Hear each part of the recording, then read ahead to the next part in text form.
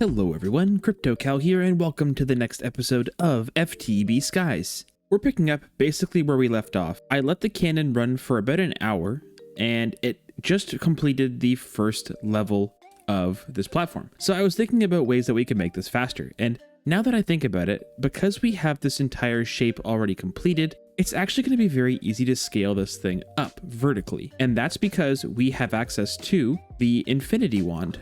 The Infinity Wand can construct 1024 blocks per click. So basically all we have to do is go in, grab a bunch of dirt. We can even put some in our backpack. Okay, so we have a full inventory of dirt and also a full backpack of dirt because we have a ton of it over there in the drawer.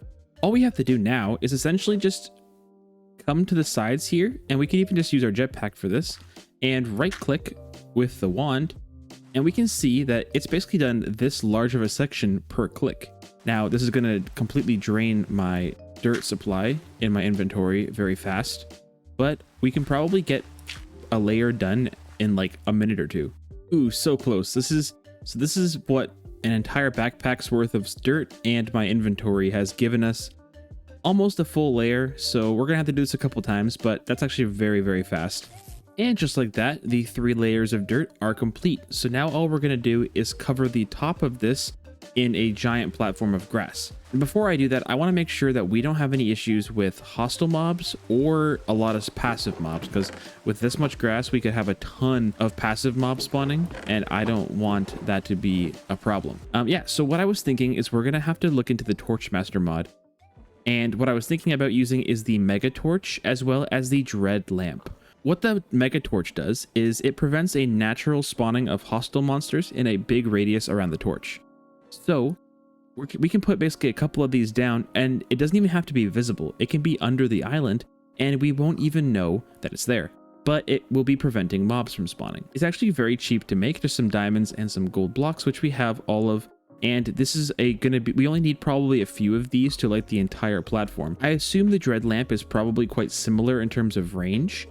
This is a little bit more expensive because it does require black dye, which is something that we actually don't have at the moment. Oh, charcoal can be turned into black dye. Okay, then that's going to be very easy. All we have to do is grab a little bit of that, and that should be totally fine. I'm going to go ahead and make maybe 4 of the Mega Torches for now. There's glowstone in here, I think. Yeah, there's plenty of glowstone, so that's good.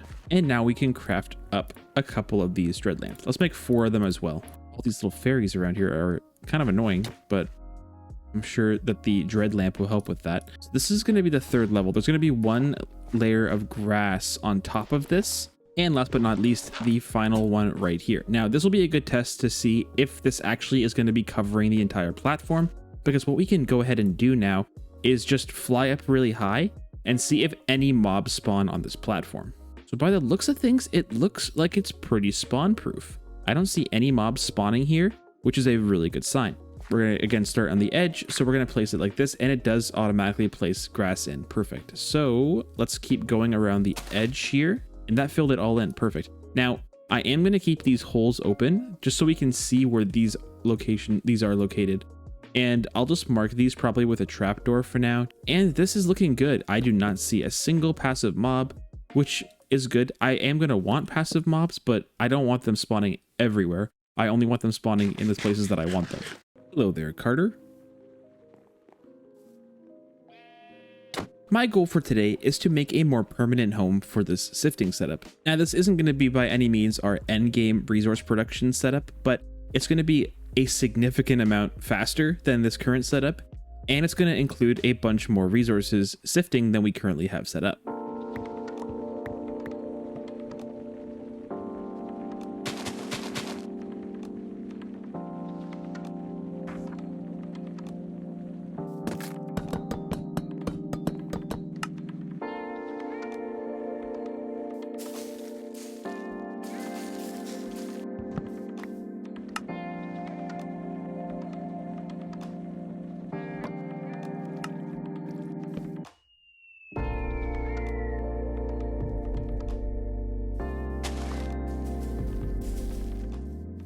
Alright, I have gathered every material I think that we're going to need for this tutorial that I'm going to do.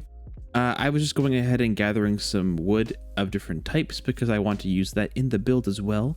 I also have a big spruce tree that I planted over here. It's easy to come in here now and just, you know, vein mine this whole thing, and there we go. We have basically got a stack and a half of spruce just from the 4 saplings. But anyways, I have gathered all the materials, and here is what you're going to need to build along with me.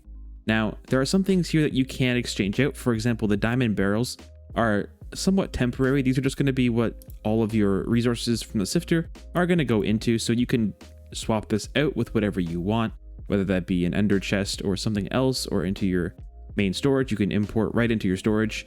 That's very flexible. And then also the clutch is optional here. I'm putting this into the build so that I can decide to turn the whole sifter setup off if I want to, just to either save on some frame rate if it's going to get a little bit laggy around the base, or if you're just really overflowed on resources, you can turn it off that way anyway. So yeah, this is pretty much all you're going to need for this build to follow along, and we're going to get started. Hi, me from the future. Just want to let you know that the material list had a couple of changes made throughout the tutorial, and this is what I ended up doing. So the 3 millstones I have in the material list, we don't actually need them. So go ahead and you can keep those for later or something else, but they're not needed for this tutorial. You're also going to need 7 export upgrades for the pedestal, which I forgot to mention, so make sure you have those, as well as 3 hammers. I'm not sure, the type doesn't matter. It can be any type of hammer, I think, like iron or whatever, but I have diamond hammers here, and we actually end up using the diamond hammers instead of the millstones because it's just a little bit easier this way. So that's the only changes I really made to the material list. Other than that, we should be good. Also keep in mind that you are going to need the blocks for underneath the generators to produce the right resources.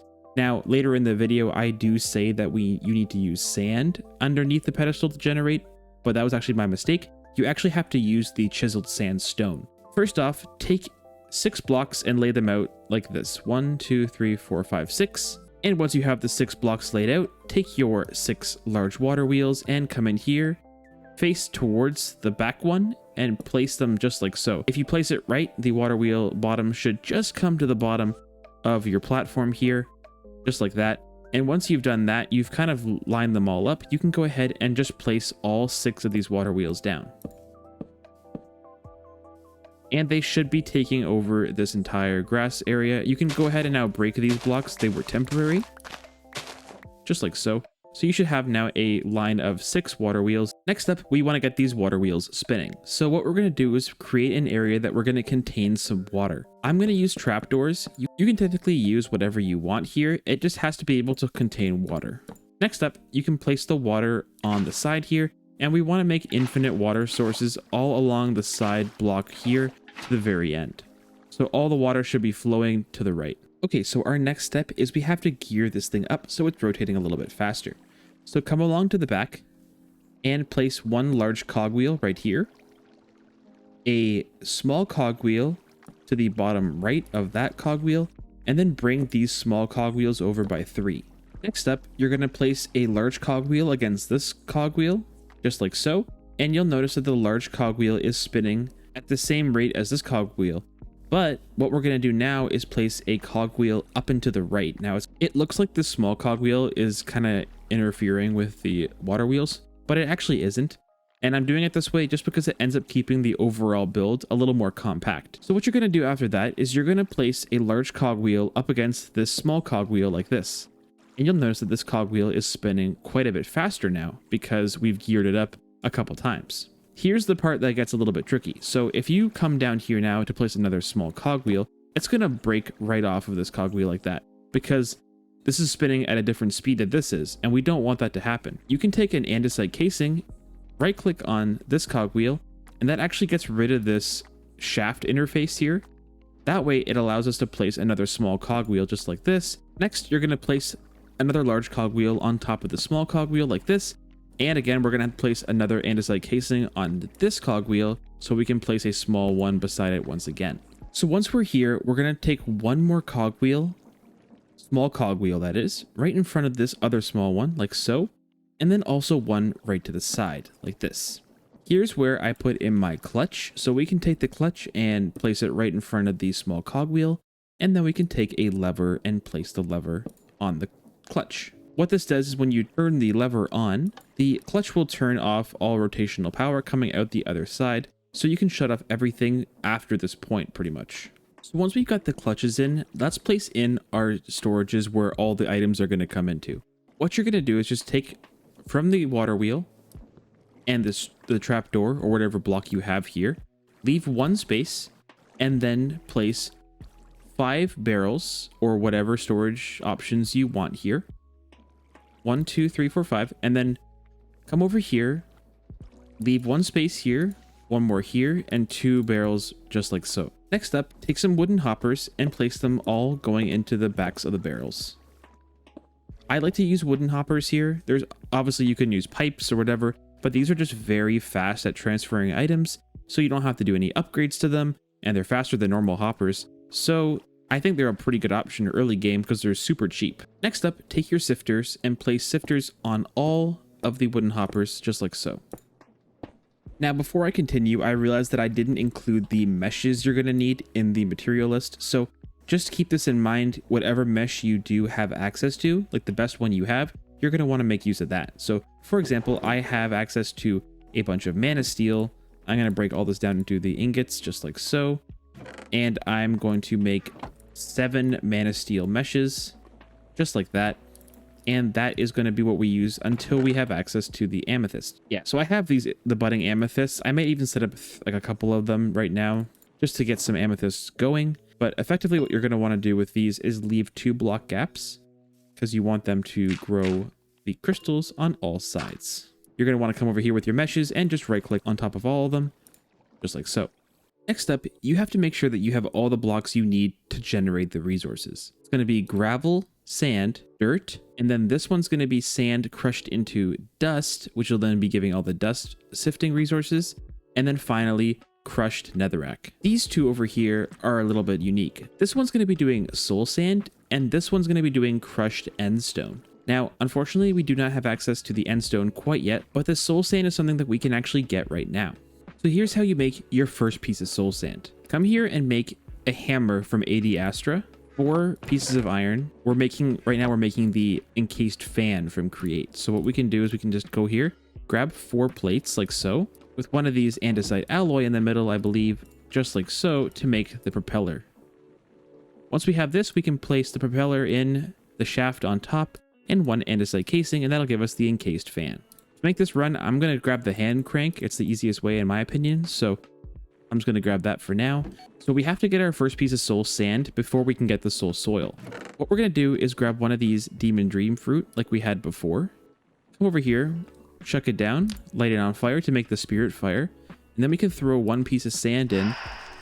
We get our first soul sand. And that gives us 16 more soul sand, which is nice. We're going to place down a single block.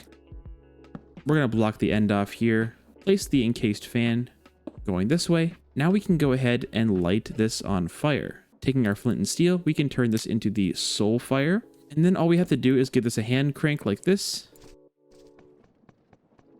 And there we go. We have our first piece of soul soil. And now we're basically done with this setup. We can take this thing down, you can leave it up, you can do whatever you want. But now we have the soul soil to make the infinite soul sand. So once you have all these materials, make sure you grab them all out and come back here to right behind the sifters. Now you can go ahead and flip these trapdoors up just like this.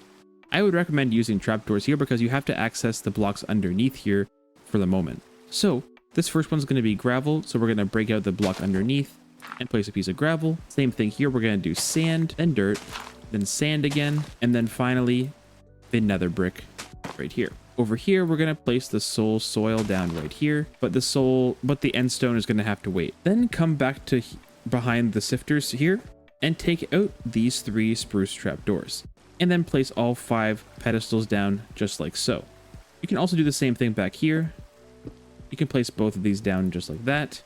And then what we're going to do is grab our material generators and apply them to all of these. As we can see, we're making soul sand here, netherrack here.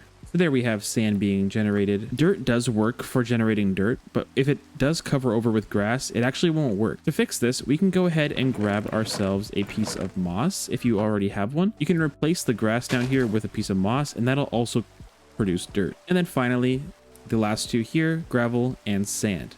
Now what we want to do is come behind the sifters and place the pedestals going into each sifter. Next, grab your export upgrades and apply the export upgrades to all of the pedestals facing into the sifters.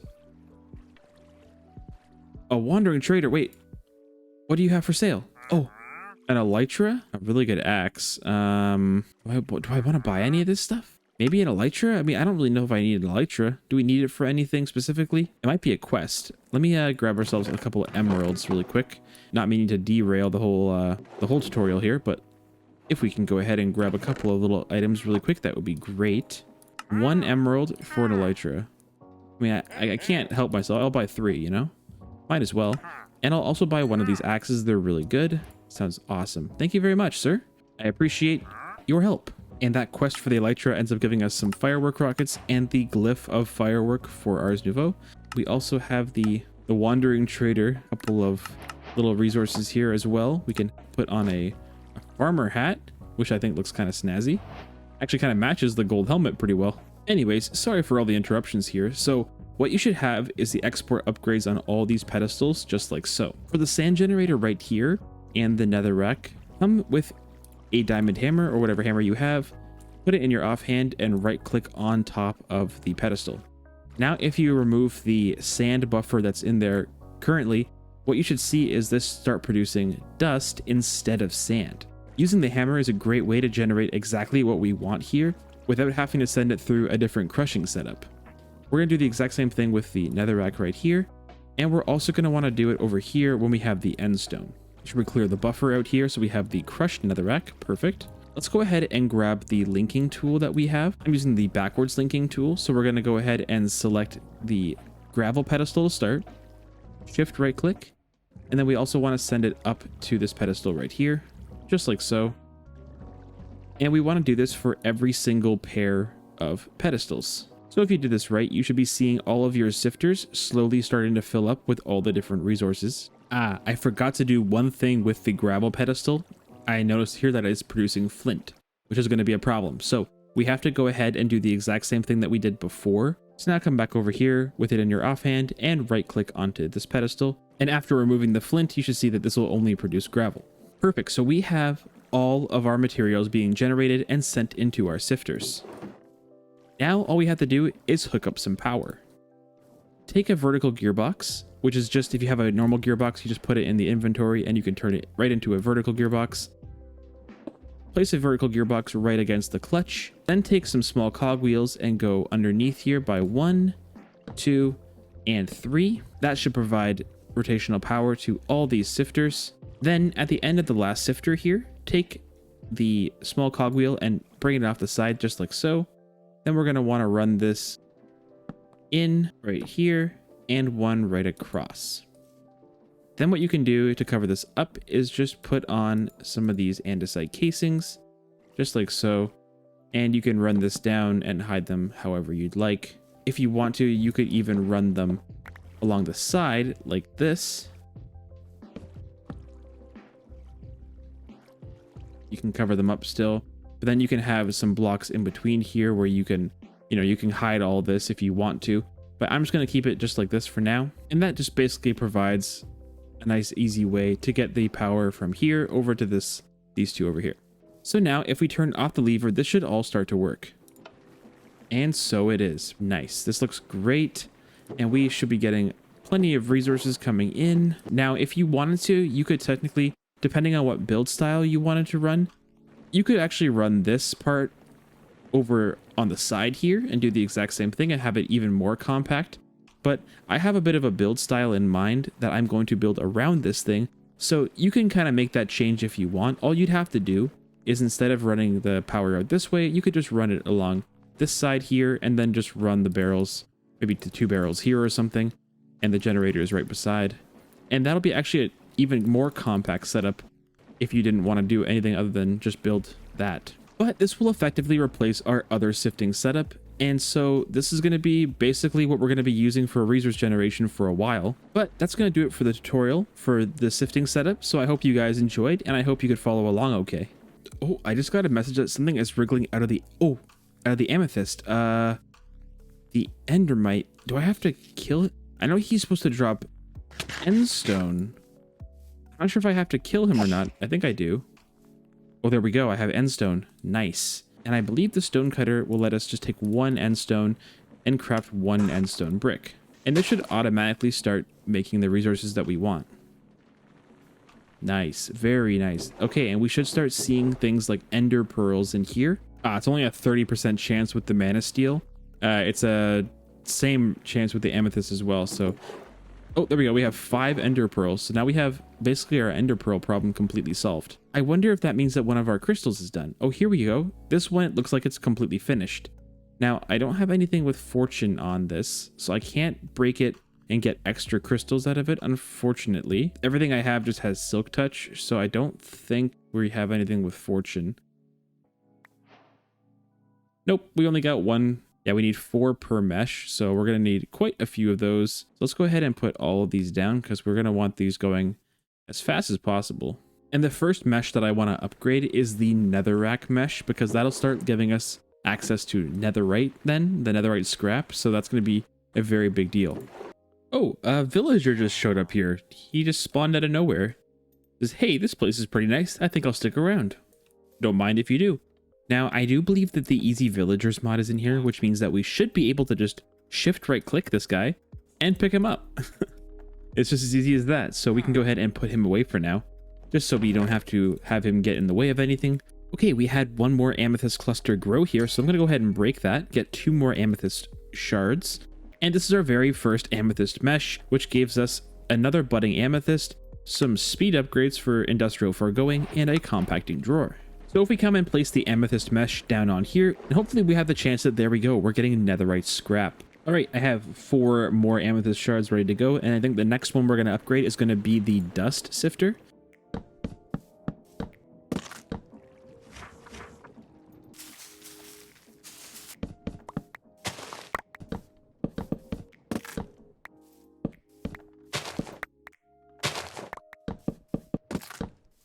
Okay, so that should just about do it. I think this is exactly what we need to complete this build. So the resources are in, the gunpowder is in. I'm going to make sure that we come into here and say, don't replace solid blocks. So this way we won't replace any items that are already placed down. It'll just place things around it. All we have to do is hit play. And here we go.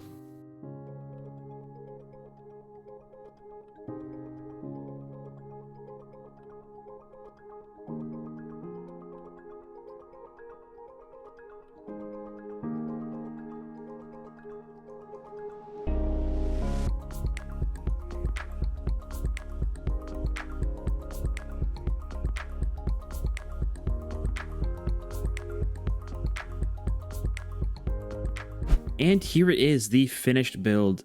I absolutely love this build and how it came together. I love this little overhang design. It kind of feels like we're walking into some sort of storage area, so it really does fit the vibe of this place. And the actual build itself, I absolutely love the color palette. This willow wood is actually really, really nice. It's kind of a warm gray. Really nice with the other types of wood. Definitely happy with this, and I think this is going to be an awesome place to go from. And I'm really excited to get rid of this ugly thing over here at some point and move fully into the base here. But yeah, this is taking up a decent little chunk of space here, and I can't wait to fill out the rest of this island. But anyways, guys, thank you very much for watching. I hope you all enjoyed. If you did enjoy, feel free to leave a like, comment, and subscribe to the channel. Also, be sure to join the Discord if you haven't already. But that's going to be it from me, everybody. I hope you all have a good one. Bye.